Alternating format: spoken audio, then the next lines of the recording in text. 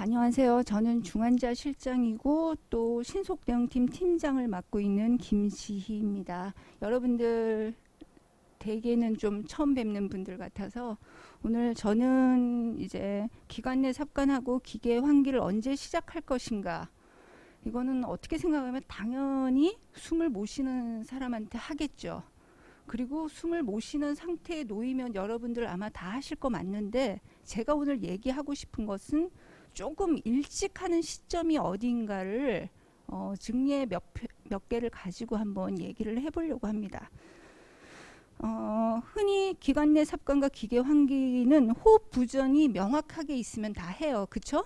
그렇지만 여러분들이 맞닥뜨리는, 특히 당직 시간에 맞닥뜨리는 환자들은 이 환자의 상황에 대해서 전혀 모르는 상태로 간호사한테 노티를 받습니다. 어떻게? 환자가 숨이 찹니다. 혈압은 얼마고요? 그다음 세츄레이션은 얼마입니다. 대개 제가 지금 병동 기록지를 봤을 때 이 노티를 하는 게 딱 그 정도더라고요. 혈압하고 세츄레이션. 사실 제가 중환자를 담당하고 신속 대응팀을 하다 보니까 이거보다 더 중요한 것은 환자가 숨을 어떻게 쉬고 있는가, 호흡 양상이 훨씬 더 중요하거든요. 왜냐?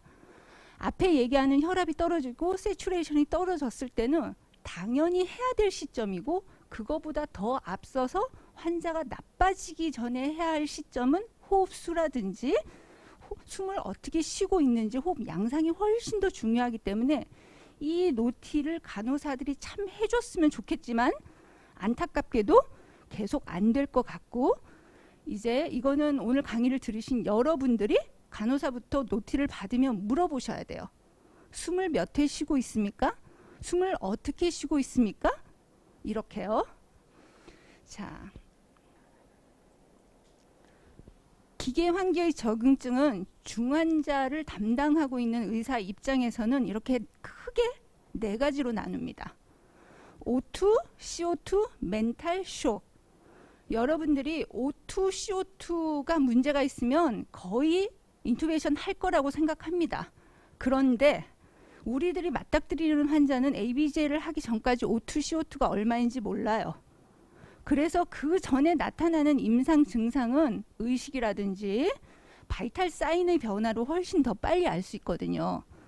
그리고 지금 내과 선생님들이 의식이 저하된 환자들을 인투베이션을 해야 된다고 생각 못하는 경우가 되게 많았어요. 이게 왜 인투베이션을 해야 되냐면요, 저산소증이나 고이산화탄소 혈증이 있는 환자는 그게 의식 변화로 나타나기 때문에 ABJ를 하기도 전에 이게 인투베이션과 미케니컬 벤틸레이터의 적응증이라는 걸 아셔야 되고, 또 한 가지, 자극에도 이렇게 멘탈이 깨지 않는 그런 정도면 환자는 아스피레이션의 리스크가 있기 때문에 추가적으로 아스피레이션 유모니아로 인해서 호흡 부전이 연속해서 일어나거든요. 그러니까 이 멘탈 체인지는 사실 굉장히 중요한 겁니다. 그리고 쇼크가 있는 환자, 이것도 굉장히 중요한데요. 병실에서 자꾸 노에피를 걸고 혈압이 잘 유지되고 환자가 혼자서 숨을 잘 쉬니까 이게 호흡 부전이라고 생각을 못 하시는 것 같아요. 그런데 혈압이 낮은 환자는, 특히 노에피를 걸고 있는 상황의 환자는 심각한 쇼크 상태라고 보면 되고, 쇼크가 오면 어떤 문제가 있냐면요, 정상적으로는 호흡 근육이 쓰는 카디악 아웃풋과 옥시전 컨섬션의 양은 5% 미만이지만 이런 쇼크 상태에서는 산소 소모량과 카디악 아웃풋의 40% 이상을 사용합니다. 자, 그러면은 우리가 지금 쇼크로 더군다나 혈압이 낮잖아요. 그래서 그 관료를 유지하기 위해서 노에피를 거는데, 노에피를 걸어도 이 40%의 그 혈류가 호흡근으로 가면 실질적으로 필요한 뭐 키드니라든지 다른 장기로 안 가겠죠. 어떻게 생각하면 노에피를 걸어주는 것보다 벤틸레이터를 걸어주면 이 혈류량을 필요한 다른 장기로 돌리는 효과가 있기 때문에 병실에서 노에피를 걸면서 혈압이 유지된다고, 호흡 부전과 상관없다고 생각하는 그런 거를 이제 좀 새롭게 인식을 바꿀 필요가 있다고 생각합니다. 자, 이게 지금 제가 세 케이스를 가져왔어요. 이거 가장 최근 케이스예요. 아마 관련자도 있을 겁니다. 7시 13분, 이거 아침이에요. 의식이, 간호사가 노티를 합니다. 빨간색. 의식이 없고 세츄레이션이 55%입니다. 딱 이거 두 가지만 노티를 했을 가능성이 되게 높아요. 자, 그런데 의식이 없고 세츄레이션이 55%면 제가 신속 대응팀을 하고 중환자를 담당하는 의사 입장에서는 이거 뛰어가서 바로 마스크 백잉하고 인투베이션 해야 되는 컨디션이거든요. 그런데 전화로 O2 6리터 주세요 라고 했어요. 그리고 이제 오겠죠. 근데 그 사이에 6리터에도 안 올라가니까 간호사들이 페이셜 마스크로 15리터 풀을 줍니다. 그러니까 세츄레이션이 92%로 올라가요. 자, 의식은 여전히 코마예요. 그러니까 모니터링 시작하고, 아, 환자가 보니까 펜타닐 패치를 붙이고 있네요. 이걸 제거합니다.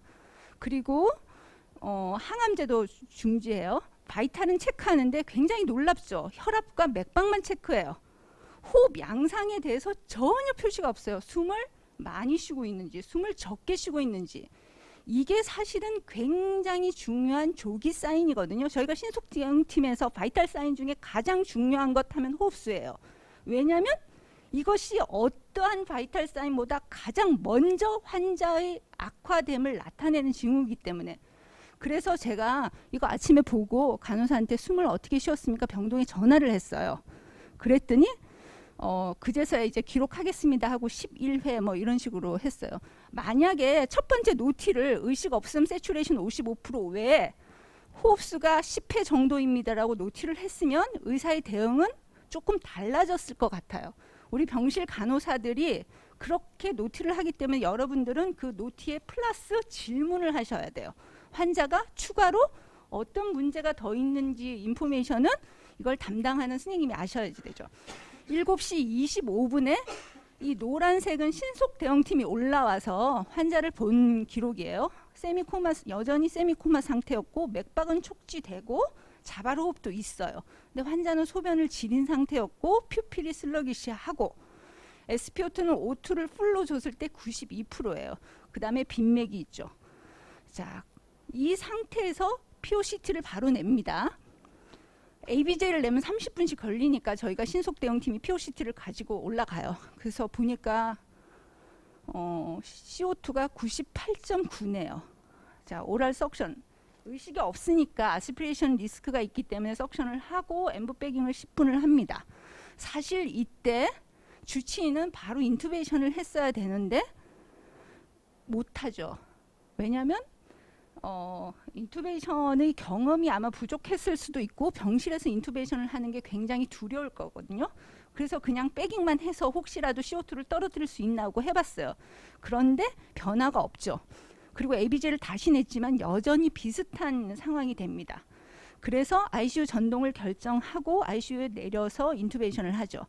자, 그러면 7시 13분부터 8시 10분 딱 1시간 걸렸어요. 굉장히 빨리 내려왔네. 이렇게 생각하실 수 있어요. 근데 저는요, 첫 번째 노티를 받은 7시 13분에 뛰어가서 7시 20분에 인투베이션 했어야 되는 케이스입니다. 여러분들이 병실에서 왜 인투베이션을 안 하는지 모르겠어요. 하셔야지 돼요. 인투베이션을 잘 할 줄 모르면 배우셔서 하셔야 됩니다. 만약 이 환자가 브레인에 무슨 문제가 있고 이렇게 CO2가 높아서 ICP를 올리는 상황이 되고 이러면 CO2를 빨리 빼주는 게 나중에 환자의 예후에 지대한 영향을 미칠 수 있거든요. 자, 이 쇼크 상황입니다. 자, ER에서 이 환자는 하루를 있었어요. 그 상황 다 빼고 여러분들은 병실 주치의니까 8시에 환자가 올라왔어요. 8시에 ER에서 바이탈은 괜찮았죠. 근데 이 사람이 산소를 하고 있었고 노에피를 달고 병실로 올라왔어요. 8시 30분에 ER에서 병동을 입원을 합니다. 근데 입원하자마자 첫 번째 바이탈이 혈압이 낮고 세츄레이션이 낮고 환자는 숨이 차다고 해요. 그래서 노티를 받은 당직 주치의는 환자에 대한 파악은 안 되지만 어쨌든 숨이 차고 세츄레이션 낮으니까 산소는 풀로 주세요. 그리고 노말셀로인 드립하세요. 노에피 더블링 합니다. 16으로. 자, 그러면 이게 8시 49분, 9시가 다 됐잖아요. 이 1시간 동안 환자는 이 상태로 잘 지내고 있었을까요? 이게 지금 ICU가 아니기 때문에 병실에서는 절대 모니터링이 안 됩니다. 추가적인 혈압도 안 재고요. 세츄레이션 모니터 달아놓고요. 페이션 모니터도 다 달려 있어도 볼 사람이 없어요. 사실 이 환자는 이때 바로 ICU로 내려야 됐습니다. 왜? 이 환자는 사실 8마이크로 노에피를 달고 병실에 올라가면 안 되는 컨디션이죠. 노에피 8마이크로가 여러분들은 워낙 자주 보다 보니까 이거 양 얼마 안 되는 것 같거든요. 계산을 잘 해보시면요. 1시간에 들어가는 용량 제법 셉니다. 이 정도 용량 가지고 저는 병실에서 노에피를 2마이크로 이상 다는 경우에 환자가 있다는 거를 도저히 이해를 할 수가 없어요. 그 상태로 환자를 두고 보는 거는 제대로 환자를 안 보겠다고 생각한 거라고 들거든요. 그래서 10시가 됩니다. 10시는 신속대응팀이 마지막 근무 타임이거든요. 올라갔어요. 자, 이 노란색 칼라 증상은 자, 병동의 간호 기록지에는 어디에도 없는 기록을 남깁니다. 그런팅 사운드, 보조 호흡근 이용, 호흡곤란 심하게 호소, 사지 부종, 노에피네프린이 손가락으로 들어가고 있다. 그래서 POCT 바로 내죠. 그랬더니 이거 병동에서 볼만한 것 같죠? CO2 54, 숨 잘 쉬고 있네. O2 176, 세츄레이션 되게 높아. 그런데 바이탈 사인에 병실에서 계속 기록하고 있던 호흡수 20회, 18회가 아닌 신속대응팀이 26회를 기록을 해요. 이게 병실에서 간호사들이 호흡수를 굉장히 잘못 체크하고 있기 때문에 나타나는 현상이거든요. 자, 그래서 신속대응팀은 여러 가지 지금까지의 경험을 토대로 ICU를 권합니다. 그런데 병동에서는 그냥 지켜보기로 하죠. 이거는 병동 주치의가 결정한 건 아니고 ICU 주치의가 결정을 했어요. 왜냐하면 더 나쁜 환자도 있었던 것 같고요. 그날 조금 상황이 복잡했어요. 그런데 사실 이 환자는 이때도 내렸어야 됐어요.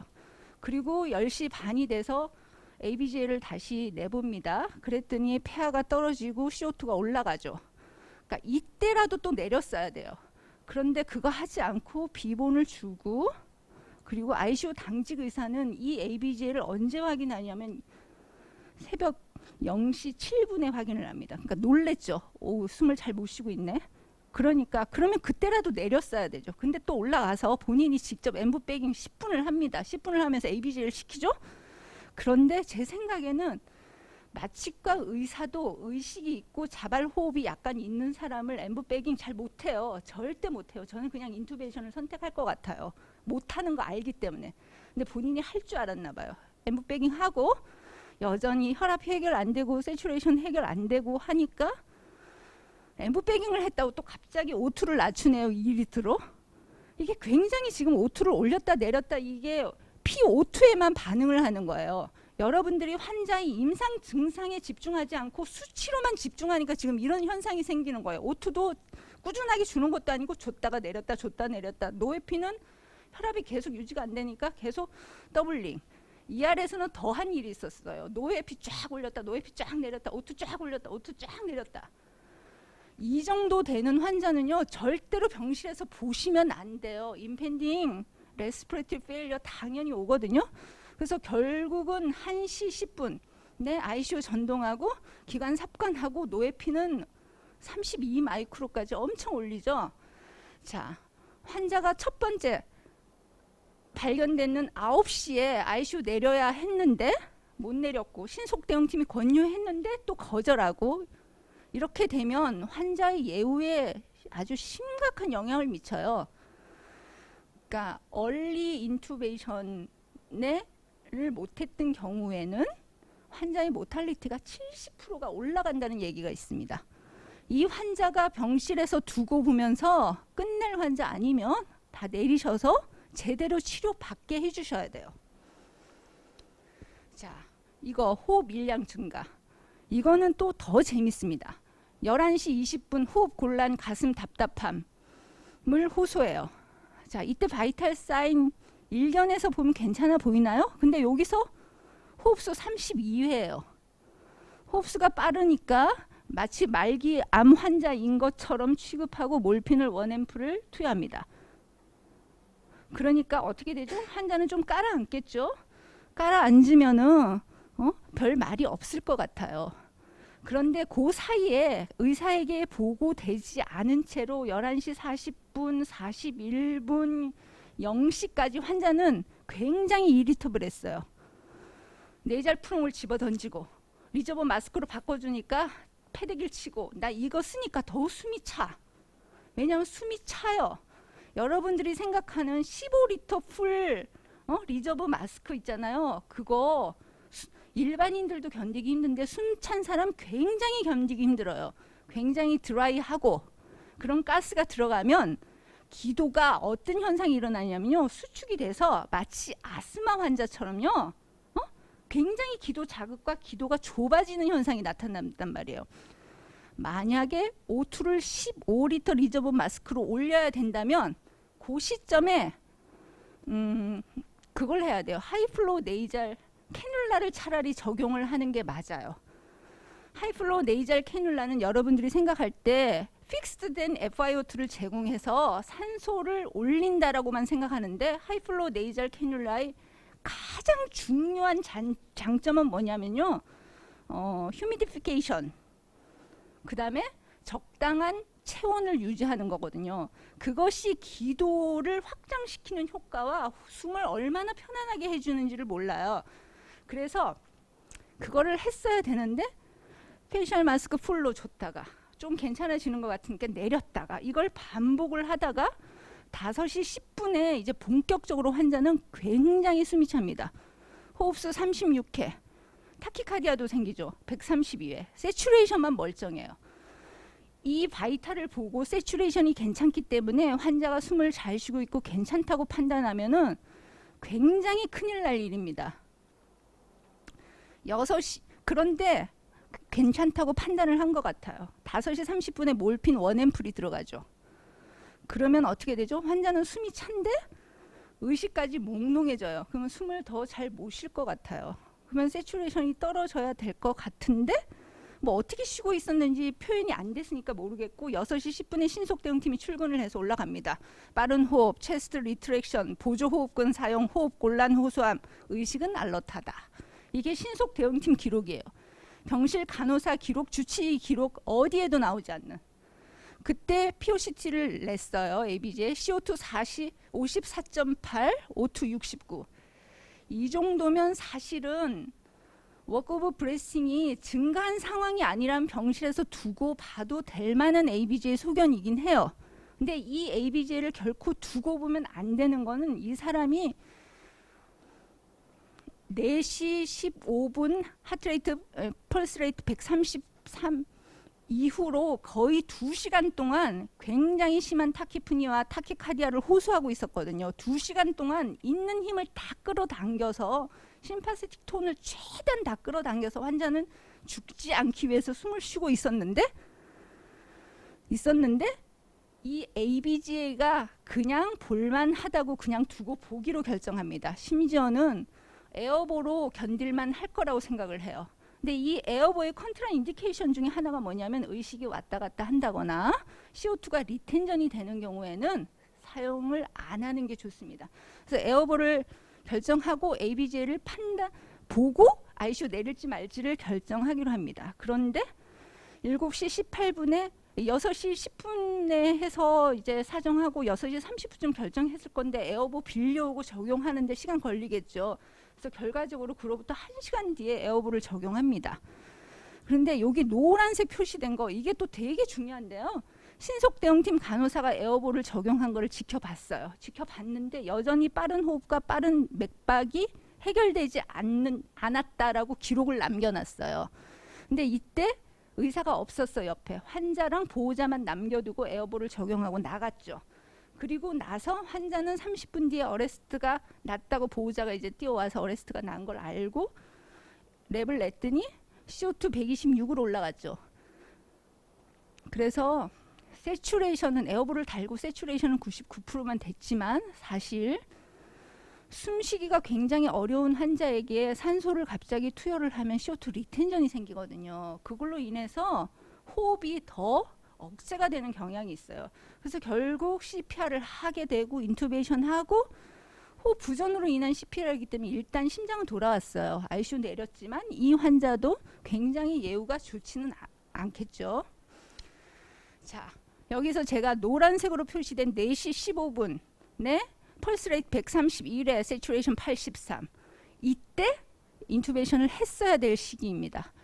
그리고 신속 대응팀이 봤던 6시 펄스 레이트 140회 레스피레이터리 레이트 38회 이때라도 했었으면 참 좋았을 것 같아요. 근데 이때도 또 넘어갑니다. 7시 10분에 하이플로우 네이잘 캐뉼라를 결정해요. 이때 하이플로우 네이잘 캐뉼라를 결정하지 않고 ICU 내려서 인투베이션을 했으면 참 좋았을 것 같은데 이 결정이 사실은 잘못됐어요. 근데 이 잘못된 결정을 하고 지켜보지조차도 않았어요.